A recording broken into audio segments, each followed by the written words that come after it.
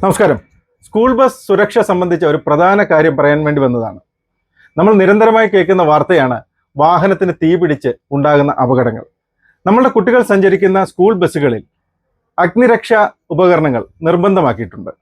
ഒരു വാഹനത്തിൽ അഗ്നിബാധയുണ്ടായാൽ ഏറ്റവും ആദ്യം പ്രയോഗിക്കേണ്ട അഗ്നിരക്ഷാ നിയന്ത്രണ ഉപാധിയാണ് ഫയർ എക്സ്റ്റിംഗ്വിഷറുകൾ.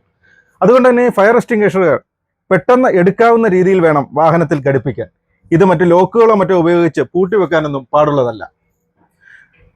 അഗ്നിബാധയുടെ തുടക്കത്തിലാണ് ഫയർ എക്സ്റ്റിംഗ്വിഷർ ഉപയോഗിക്കേണ്ടത്. തീ പടർന്നു കഴിഞ്ഞാൽ ഒരുപക്ഷെ ഇതുകൊണ്ട് പ്രയോജനമുണ്ടാവുകയുമില്ല. ഈ ഫയർ എക്സ്റ്റിംഗ്വിഷർ വാഹനത്തിൽ ശരിയായ രീതിയിലാണ് ഘടിപ്പിച്ചിരിക്കുന്നത്. വളരെ പെട്ടെന്ന് തന്നെ നമുക്കിത് പുറത്തേക്ക് എടുക്കാൻ സാധിക്കും.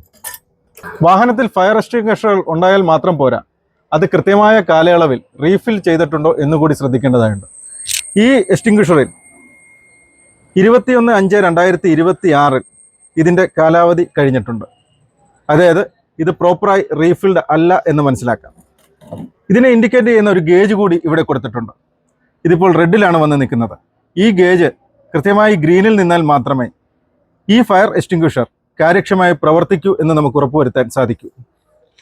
നമ്മുടെ കുട്ടികൾ സഞ്ചരിക്കുന്ന സ്കൂൾ വാഹനങ്ങളിലെ ഇത്തരം സുരക്ഷാ സംവിധാനങ്ങൾ പ്രവർത്തനക്ഷമമാണോ എന്ന് സ്കൂൾ അധികൃതരും ഡ്രൈവർമാരും ഇടയ്ക്കിടെ പരിശോധിച്ച് ഉറപ്പുവരുത്തേണ്ടതാണ്.